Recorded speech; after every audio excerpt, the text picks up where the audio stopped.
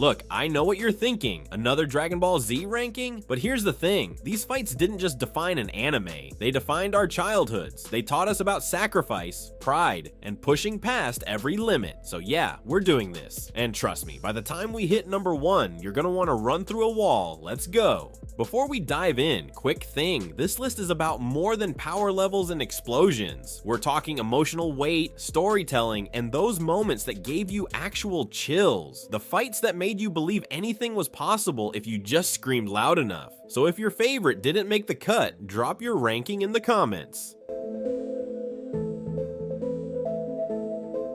Yeah, I'm starting with the fight that basically invented the concept of next time on Dragon Ball Z. But you know what? Every second mattered. This wasn't just Goku fighting a tyrant. This was the moment the entire series shifted. Everything before this fight was training. Everything after it was consequence.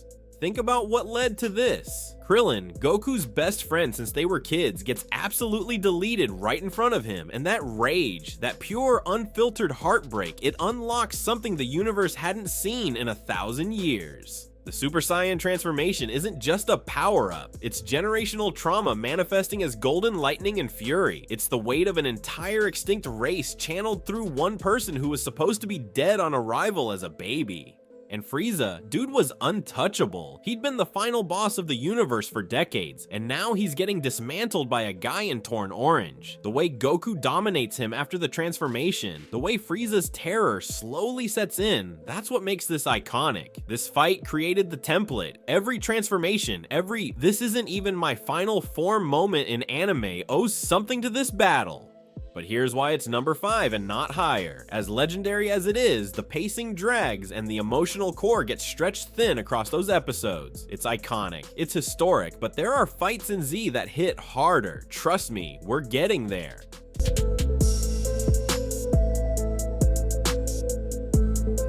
We're talking. This fight is personal in a way nothing else in the series ever achieved, because this isn't about saving the world. This is about ego, rivalry, and two men who've been circling each other for years, finally settling the score with no interruptions. Vegeta sells his soul for this. Let that sink in. The Prince of all Saiyans, a man drowning in pride, lets Babidi corrupt him just to close the gap with Goku. And when he finally admits it, when he tells Goku that he wanted the power, that he needed to prove he was better, that's raw. That's vulnerability from a character who spent an entire series building walls.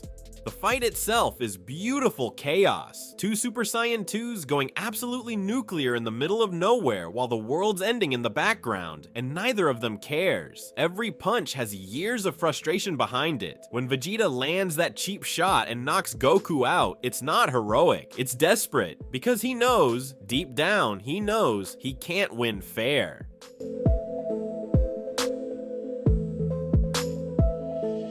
The perfect storm, the student surpassing the master. The moment an entire generation of fans lost their minds watching a kid unlock power that made the gods nervous. Here's what makes this fight legendary: the build-up. For an entire arc, we watch Gohan train in the time chamber. We see him struggle, doubt himself, and then 16, Android 16 of all people, gets crushed while telling Gohan it's okay to fight for what you love, and something breaks open.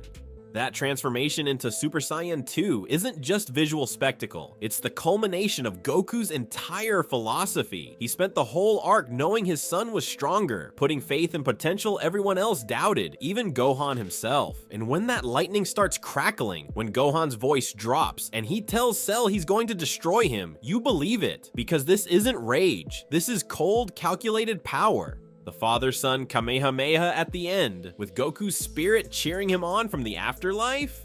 Come on, if that didn't make you emotional, check your pulse. Gohan, exhausted and one-armed, channeling everything his father taught him to save the world. That's legacy. That's what Dragon Ball is about. It's number 3 because while the fight is perfect, the two above it carry weight that transcends the battle itself. They're about sacrifice in ways this fight, as amazing as it is, can't quite match.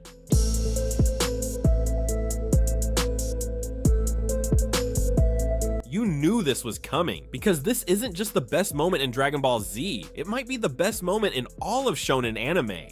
Vegeta, the man who showed up to Earth to commit genocide, the man who let Cell achieve perfection out of pride, the man who chose to become evil again just to fight Goku. This same man looks at his son, hugs him for the first time, and flies towards certain death to save everyone. The setup is devastating. Piccolo tells him straight up, "You're going to hell, and there's no coming back. You've done too much." And Vegeta doesn't flinch. He just asks Trunks to take care of his mother and tells him he's proud of him. Then he powers up one last time, smiles at his family, and says goodbye to Kakarot in his head.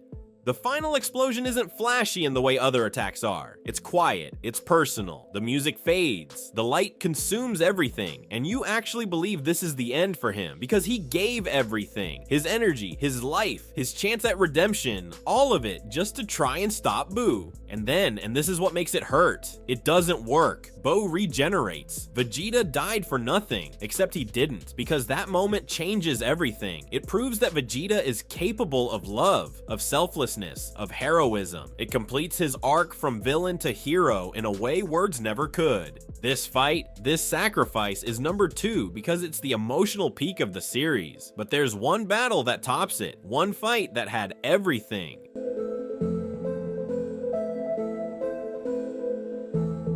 The finale, the ultimate team-up, the fight that proves what Dragon Ball Z was always about, never giving up even when the odds are impossible.